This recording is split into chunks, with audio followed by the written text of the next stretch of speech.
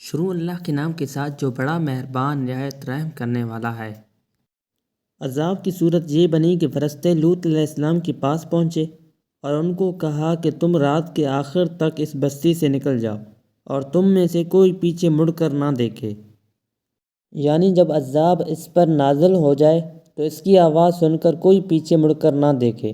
اور لوط علیہ السلام کو فرشتوں نے کہا کہ تم ان لوگوں کے پیچھے پیچھے چلنا۔ سہیلی فرماتے ہیں کہ حضرت لوط علیہ السلام کی بیوی کا نام والدہ تھا اور نوح علیہ السلام کی بیوی کا نام والغہ تھا۔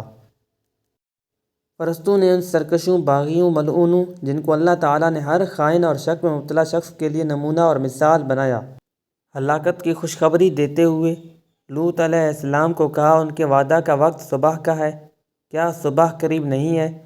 جب لوط علیہ السلام اپنے گھر والوں اور وہ صرف 2 بیٹیاں تھیں کو لے کر نکلے تو ان کے ساتھ کوئی اور دوسرا شخص نہ نکلا، اور ایک قول ہے کہ ان کی بیوی ساتھ نکلی، واللہ اعلم۔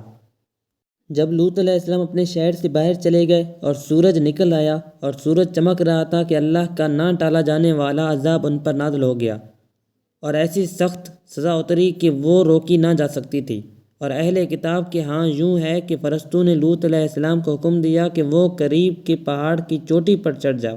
حضرت لوط علیہ السلام نے اسے مشکل سمجھتے ہوئے انکار کر دیا اور قریب کی بستی میں جانے کی خواہش کی۔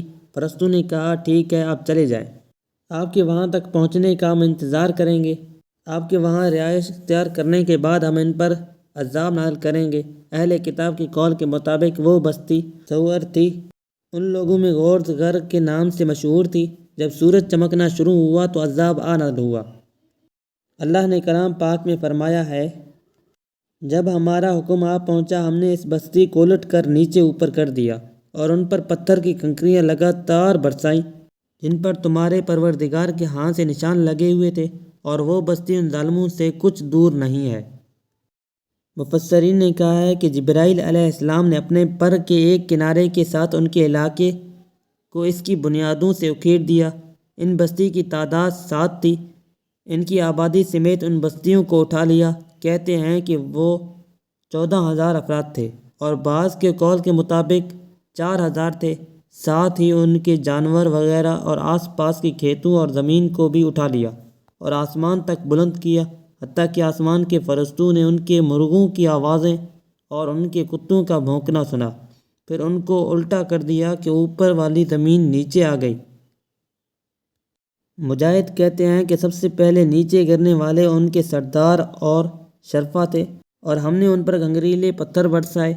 برسنے والے پتھر جو آسمان سے نیچے آ رہے تھے، مسومہ کا مطلب ہے ان پر ہر اس شخص کا نام لکھا ہوا تھا جس پر اس پتھر نے آ کر گرنا تھا اور اسے کچلنا تھا۔ جن پر حد سے بڑھ جانے والوں کے لیے تیرے رب کے ہاں سے نشان کر دیے گئے ہیں۔